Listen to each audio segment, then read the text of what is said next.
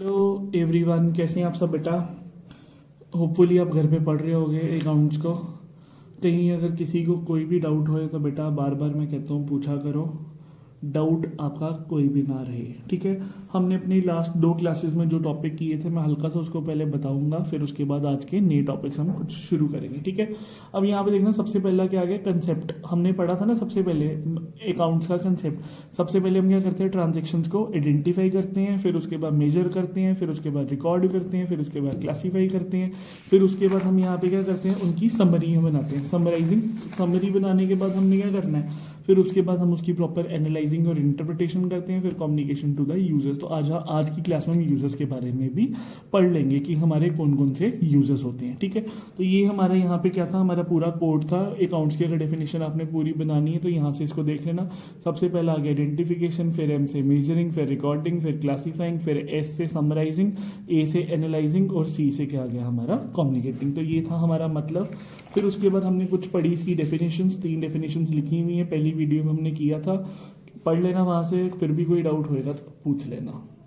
फिर बेटा उसके बाद हमने एक टॉपिक पढ़ा था, वो क्या था हमारा, ब्रांचेस ऑफ अकाउंटिंग। ब्रांचेस में हमने 3 तरह की पढ़ी। सबसे पहले पढ़ा था फाइनेंशियल अकाउंटिंग, दूसरी पढ़ी कॉस्ट अकाउंटिंग, तीसरी आगे मैनेजमेंट अकाउंटिंग। फाइनेंशियल अकाउंटिंग वो अकाउंटिंग जिससे हमें क्या पता चलता है, हमारा प्रॉफिट कितना हुआ है या लॉस कितना हुआ है। ठीक है, मतलब जिससे हमें प्रॉपरली पता चल जाए कि हमारा फाइनेंशियल पोजीशन क्या है बिजनेस की।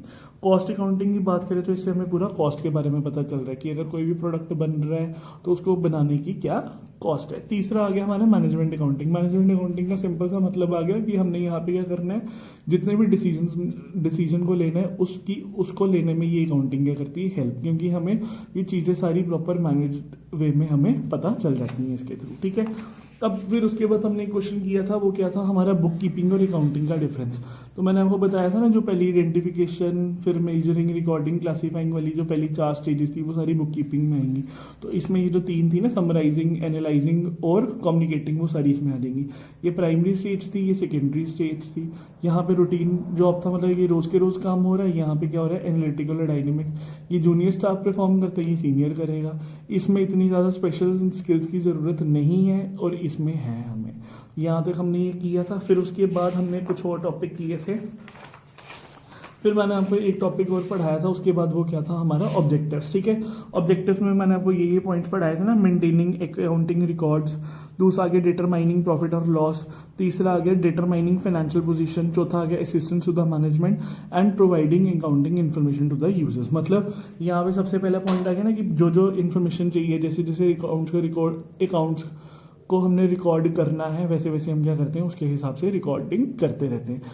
दूसरा ऑब्जेक्टिव क्या आ गया कि हम अकाउंटिंग क्यों कर रहे हैं, ताकि मुझे पूरा क्लियर हो जाए कि मेरा क्या प्रॉफिट क्या था या क्या लॉस क्या था। ठीक है, तीसरा पॉइंट आ गया determining financial position. Financial position का मतलब क्या हो गया, वो हमें कहाँ से पता चल रहा है, बैलेंस शीट्स के थ्रू, कितने एसेट्स है, कितनी लाइबिलिटीज है। ये आने वाली भी 1-2 दिन तक वीडियोज में मैं आपको ये करवाऊंगा, एसेट्स क्या है, लाइबिलिटीज क्या है, सब करेंगे हम।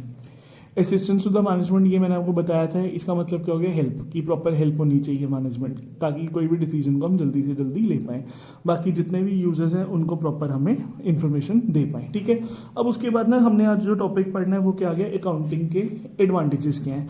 बेटा अगर आपने ऑब्जेक्टिव समझा होगा ना, ये वाला सेम वहाँ से ही निकल जाएगा। मैं आपको यहाँ से पढ़ा के एक बारी बुक से भी रीड करवा दूंगा इस वीडियो में। ठीक है, अब यहाँ देखो सबसे पहले वही आ गया financial information of the business, वही आ गया ना, यहाँ से रिकॉर्ड मेंटेन करना या पूरी इन्फॉर्मेशन मिलना बिजनेस के बारे में, वो किसकी वजह से मिल रही है हमें, अकाउंटिंग की वजह से। अकाउंटिंग है, अकाउंट्स बन रहे हैं, तो जो हमें फाइनेंशियल इन्फॉर्मेशन चाहिए बिजनेस की वो हमें ईजिली मिल जाती है। यहाँ पे भी हमने पॉइंट पढ़ा था असिस्टेंस टू द मैनेजमेंट, तो यहाँ पे भी क्या आ गया, असिस्टेंस टू द मैनेजमेंट, ये मतलब एक मैनेजमेंट को भी इससे हेल्प हो जाती है। बेसिकली एडवांटेजेस का मतलब क्या हो गया, बेनिफिट्स की, बेनिफिट्स क्या क्या है या क्या क्या फायदे क्या क्या थे अकाउंटिंग के। ठीक है, तीसरा आगे रिप्लेस मेमोरी। अब जैसे मान लो एक बिजनेस है, वो बड़े सारे बंदों के साथ डीलिंग कर रहा है, एक्स से कर रहा है, वाई से कर रहा है, जेड से कर रहा है, ए से कर रहा है, बी से कर रहा है। अब किसी से कितने का माल लिया, कितने का दिया, वो याद नहीं ना रहता, तो हम उसकी वजह से क्या कर लेते हैं, खाते बना लेते हैं। खाता बनाने से क्या होता है कि जो दिमाग में जो इतनी ज़्यादा हम स्टोर नहीं कर सकते, अकाउंट्स को देख के हमें सारा ईजिली समझ आ जाता है, किससे कितनी पेमेंट लेनी है, किसको कितनी पेमेंट हमने देनी है। अगला आगे फैसिलिटेट्स लोन। फैसिलिटेट्स लोन का मतलब क्या आएगा कल को मान लो मेरे पूरे खाते प्रॉपर बने हुए हैं, ठीक है, खाते मेरे अगर पूरे प्रॉपर बने हुए हैं तो उससे क्या होएगा, कल को मेरे को मान लो कोई भी लोन वगैरह लेना है या कुछ भी है तो बैंक को मैं क्या करूँगा, खाता दिखाऊंगा। अगर उनको मेरी फाइनेंशियल पोजीशन ठीक लगेगी तो मेरे को वो लोन क्या करेंगे, ग्रांट मतलब दे देंगे। तो अब यहाँ पे क्या होगा कि अगर कल को लोन वगैरह लेना है तो उसकी वजह से हमें अकाउंट्स पहले चाहिए। एविडेंस इन कोर्ट, एविडेंस का बेसिकली यहाँ पे देखो, एविडेंस का मतलब क्या हो गया, प्रूफ। प्रूफ का मतलब यहाँ पे क्या हो गया, अगर मान लो कल को कोई भी पंगा पड़ गया बिजनेस में या कोई भी घपला बच गया, मेरे अगर खाते अच्छे से बने होंगे ना, मतलब मेरे अगर अकाउंट्स वगैरह सब बने हुए हैं तो मैं क्या कर सकता हूँ, कोर्ट में जाके कुछ भी, कोई अगर केस फाइल करना है या कुछ भी करना है मैं कर सकता हूँ। मतलब ये क्या, एक प्रूफ बन जाता है कोर्ट में। उसके बाद settlement of facilitate settlement of tax liability. कल को बिजनेस ने क्या करनी है, टैक्स लाइबिलिटी भरनी है, मतलब जितना भी प्रॉफिट कमाया उसके ऊपर टैक्स भरना है। कल को अगर हमारे खाते पूरे प्रॉपर बने होंगे तो जितना प्रॉफिट हुआ वो उसके ऊपर हम क्या करेंगे, डायरेक्टली क्या करेंगे, आराम से टैक्स को भर पाएंगे। ठीक है, अब ये देखना, मैं एक बार बुक से भी इसको रीड करवा देता हूँ। ये जो पॉइंट्स हमने किए हैं ध्यान से समझना बेटा। सबसे पहला पॉइंट यही हमने पढ़ा ना, providing financial information about the business. देखो क्या लिखा है, financial performance during the accounting period, मतलब वो ये हो गया ना कि पूरी, जैसे अकाउंटिंग एक साल के अंदर अंदर जो हमने पैसा कमाया उस पैसे के बारे में पूरी हमें इन्फॉर्मेशन मिल जाती है, कितना पैसा कमाया या लॉस कितना हुआ। तो financial position at the end of accounting period is known through the accounting, मतलब कि लास्ट में क्या कैसा बिजनेस चल रहा है उसके हिसाब से हमें सारा इन्फॉर्मेशन मिल जाती है। दूसरा पॉइंट आ गया, असिस्टेंस टू द मैनेजमेंट। देखो लिखा ना, the management makes business plans, take decisions, exercise control over the affair. मतलब वही कल को कोई प्लान बनाना है, कोई डिसीजन लेना है या कुछ एक्सरसाइज करना है, कंट्रोल कैसे हम काम करें, तो वो सारा का सारा किसके थ्रू होएगा, अगर हमारे खाते पूरे प्रॉपर बने हुए। तीसरा पॉइंट आ गया यहाँ पे, रिप्लेसेस मेमोरी।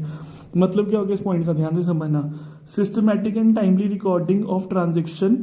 अब यहाँ देखो उससे क्या होएगा कि कल को कोई भी हम ट्रांजेक्शन को भूले ना, ठीक है। The transaction records the accounting records provide the necessary information. तो हमें जो जो इन्फॉर्मेशन चाहिए वो हमें सारी मिल जाएगी। उसके बाद अगला पॉइंट आएगा, facilitates comparative study. Comparative study का मतलब क्या हो गया, कल को मान लो दो तरीके से होती है, एक होता है इंटर फर्म और दूसरा होता है इंट्रा फर्म। इंटर फर्म का मतलब पता है क्या हो गया, जैसे एक फर्म ने कंपैरिजन किया दूसरी फर्म के साथ, तो वो कौन सा आएगा, वो होता है हमारा इंटर फर्म कंपैरिजन। और इंट्रा फर्म क्या हो गया, एक ही फर्म के बीच में, जैसे अगर मान लो हमने देखा परचेज हमने कितना किया और उसके हिसाब से हमने माल बेचा कितना, तो एक ही फर्म के अंदर अगर हम दो चीज़ों को स्टडी करेंगे तो उस कंपैरिजन को क्या कहते हैं हम, इंट्रा फर्म। अगर दो फर्म्स के बीच में कर रहे हैं कंपैरिजन, इस फर्म ने कितना माल खरीदा और इस फर्म ने कितना माल खरीदा, इन दोनों के बीच में कंपैरिजन करें तो वो होता है हमारा इंटर फर्म कंपैरिजन। उसके बाद ये पॉइंट हमने पढ़ा, प्रोवाइड फैसिलिटेट्स लोन। कल को उधार वगैरह चाहिए, देखो लिखा है ना, loan is granted by the bank and financial institution on the basis of growth potential, मतलब कितनी ग्रोथ थी। अब उसने यहाँ पे यही लिखा है कि देखो वो हमें किससे पता चलती है, बिजनेस की परफॉर्मेंस। फिर उसके बाद आगे एविडेंस इन कोर्ट, देखो लिखा हुआ ना, systematic recording of the transaction is often accepted by the court as a good evidence, कि मतलब अगर हमारे खाते पूरे बने होंगे तो वो एक हमारे लिए अच्छा प्रूफ रहता है।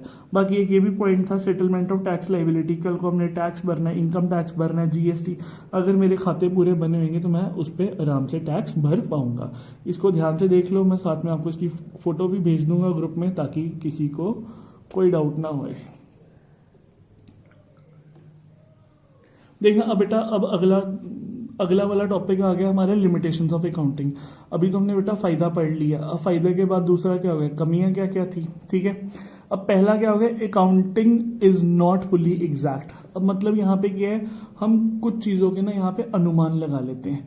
जैसे मैंने मान लो बिल्डिंग ले ली 5 लाख की, मैं अगले 2 साल के बाद भी अनुमान लगाता हूँ उसकी 5 लाख की वैल्यू है। तो मतलब हम यहाँ पे क्या कर रहे हैं, कुछ चीज़ों को एस्टिमेट ही लगा रहे हैं। अब जैसे मान लो कोई एसेट है, उस पर क्या होता है, डेप्रिसिएशन भी होती है। डेप्रिसिएशन का मतलब क्या हो गया, एसेट की वैल्यू का गिरना।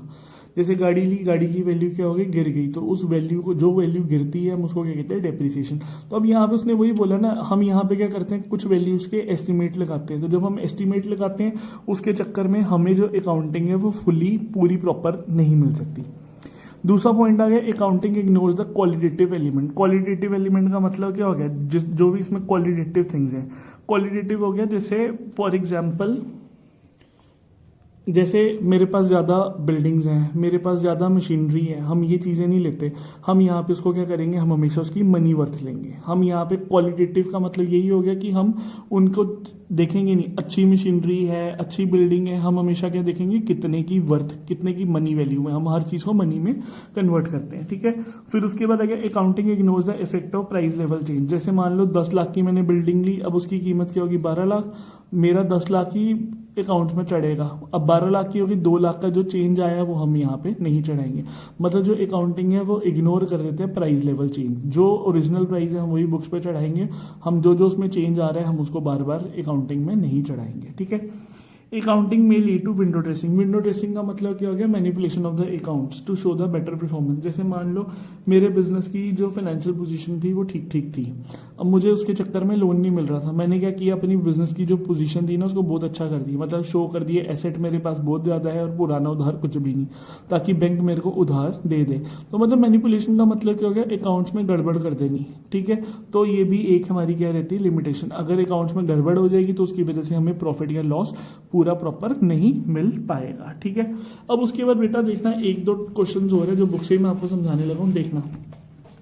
अगर हम बात करें role of accounting in business, अगर हम बिजनेस मतलब बिजनेस में अकाउंट्स का क्या रोल है, मतलब क्या बेनिफिट है, वही सबसे पहले आपने डेफिनेशन लिखनी है। अकाउंटिंग क्या हो गया, वही process of identifying, measuring, recording, classifying, summarising, फिर उसके बाद analysing, interpreting and communication the financial transaction of a business in a useful manner.